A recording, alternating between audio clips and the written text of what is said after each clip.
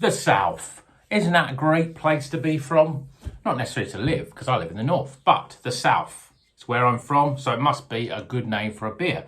But in Tesco, there's actually been 3 different types of beers. Today's review, though, is for this one, the South Double Dry Hopped IPA from Straggeringly Good, Brew by Numbers and Yonder. But what's it going to be like? Keep watching to find out.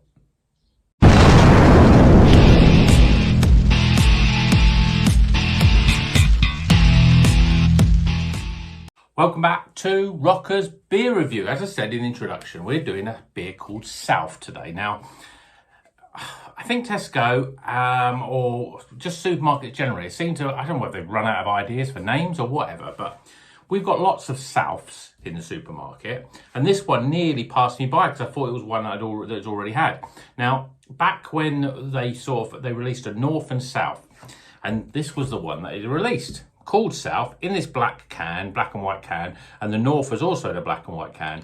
This was also Staggeringly Good, Brew by Numbers and Yonder, Southern Breweries, and this is actually a pavlova pastry sour, 6%. Within a few weeks, there was a lot of issues with this, that it wasn't quite sure what it was like. Now, I haven't tried that, so I don't know, but then they brought out this, which again is a South, and it is actually the same pavlova pastry sour by the same brewery, 6%, but it's got this colour in the can, so not to distinguish it. So we've got 2 Souths that are pretty much the same. This is the original, this is the rebrew, because there may have been issues with this one. So what I'm going to do is review both of these together on a different video and see what they're like. But this is the one that's just come out, South. And I thought, I'd seen that before, and I thought, yep, I remember they've changed the colour of it. But then when I looked closely, I saw it was a double dry hopped IPA at 7%. So they've released another South. Obviously, this is more in line with the North, which is also a double dry hopped IPA, but this is from a different brewery. So it'll be interesting to see if it's a different, if it's the same recipe, but by different breweries. So I'm not sure. All it says here is a trio of Southern breweries have produced a double dry hop IPA that's soft, juicy, and naturally hazy in appearance.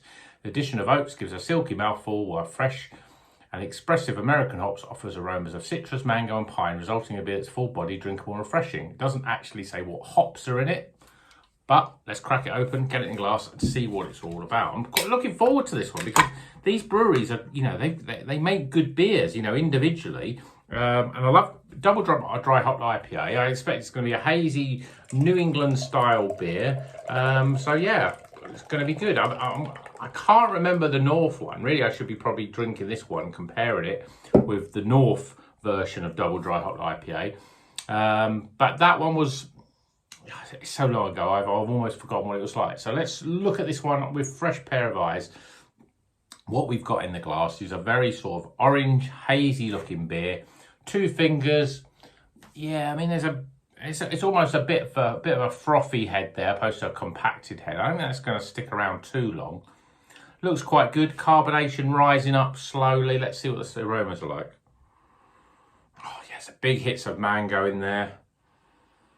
Mango and passion fruit, oranges, grapefruits, lemons, limes. It's what you expect, really. And it's Friday night, and I'm quite thirsty, so I'm going to go straight in. Cheers, everyone.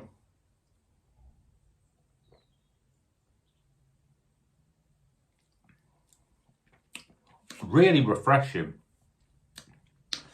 Quite strong on the sort of mango, bit of peach, and quite strong flavour of orange in there. I'm pretty much, I like to think that I know a little bit more about sort of flavours and that, and I'm going to sort of bet that there may be Amarillo in this. It's definitely got that sort of Amarillo orangey twang to it. Let's go in again.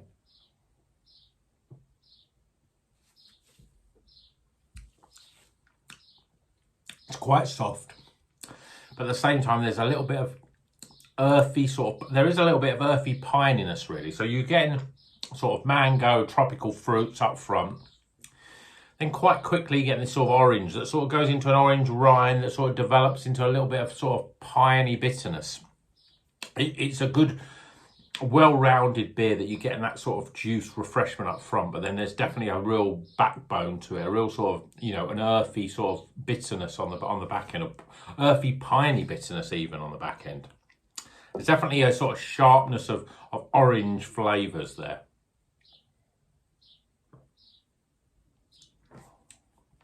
It's not bad. It's a little thin. It's a little light than I would expect it. Even though it says it's got oats in it, I'm not getting a nice creamy sort of body that you'd expect when you've got a lot of oats in the beer. But it's good enough. It's good enough. That's what it is. It's a supermarket IPA that's good enough. Would I say that it's winning any awards?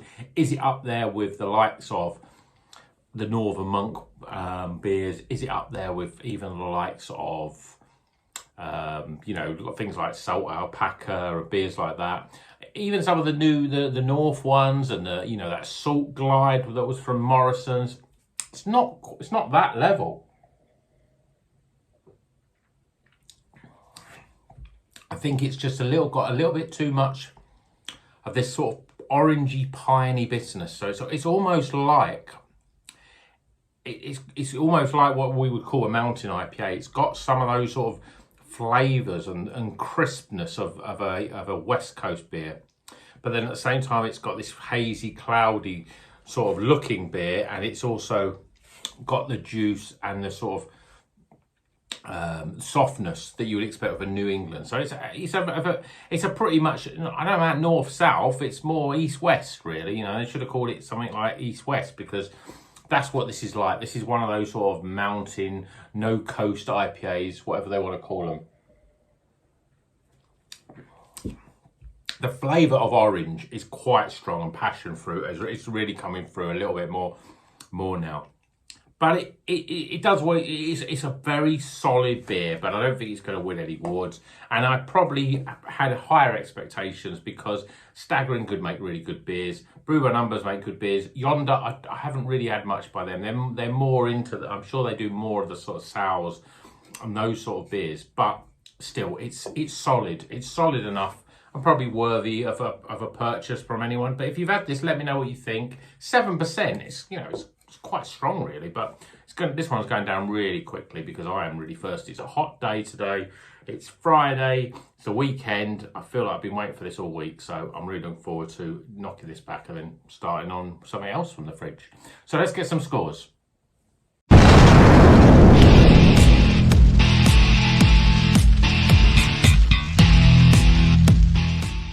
Okay, the scores are in for the South Double Dry Hopped IPA. This is from Staggeringly Good, Brew by Numbers and Yonder. It's 7%, available in Tesco now for £3.50, I think, but don't quote me, that could be £3. I think it's £3.50 though. It's not a bad beer. Let's go through the scores quite quickly. We've got AROMA first. Open it up. Smells pretty good. You get mango, passion fruit, orange. There is this sort of earthiness in there. There is a little bit of sort of pininess coming in, but you're almost getting more of that sort of orange rind sort of aroma. It smells all right. 13 I'm giving it for aroma. Appearance wise, well, there's not much head. It's quite light. There's a nice haze to it. Not much lacing of the glass. I'm giving it a 7 for appearance. Flavour wise, well, like the aroma, you get tropical mango, passion fruit. Then you get this sort of orange that sort of lingers a little bit, develops into sort of a more of an orange rind. Then you get little pockets of pine, bitterness, but nothing overly bitter. Just a little bit of pininess really there on the back end. And that sort of orange rind as you get that sort of orange rind bitterness. It's not bad. It's a nice rounded out beer in terms of you get the juice, the tropicalness up front, and then you get that sort of orange and rind bitterness on the back end and pininess. Quite soft, but it's quite light and a little thin. It's solid, but nothing remarkable. But it's not bad for a supermarket IPA. I'm giving it 32 for flavour. Value for money, well, as I said, I think it's £3.50 opposed to £3. But if it was £3, either way, there are better beers. The Northern Monk ones, Heaven, I think, is better than this. There's a similarness to it, but it's better than this, I think. Scafell are definitely better. The Transient, the Glide one, which is the one from Salt, that's better. So there are better supermarket IPAs. But for value, yeah, it's just a solid 8 out of 10. And my overall experience, well, the fact is I've drank it. It's very drinkable. It doesn't drink for its 7%. I think some people like it more because it's a bit thin and light. but there's a lot of flavour in there, and then there's this sort of earthiness, and I know a lot of people think, well, I don't want just the juice and then it wash it away. There is definitely a sort of front and a middle and an end to this beer, which I think shows this a level of complexity that you don't always get with supermarket beers. I think it's solid. Would I buy it again? I think there's better beers, so probably not, but I'm giving it 13 for my overall experience. Tighten the scores up, we get 73. I mean, it's a recommended beer. For a supermarket beer, it's pretty good, but, you know, there are better out there, but then there's a hell of a lot worse out there. And does it compare with some of the IPAs that you get in, you know, that I'm getting from bottle shops? No, it's a little way off that. I think the body of it is just a little bit disappointing, but it's solid enough. I've drank it, so on to the next one, I would say. And until then, you know what you're going to do. Keep on rocking.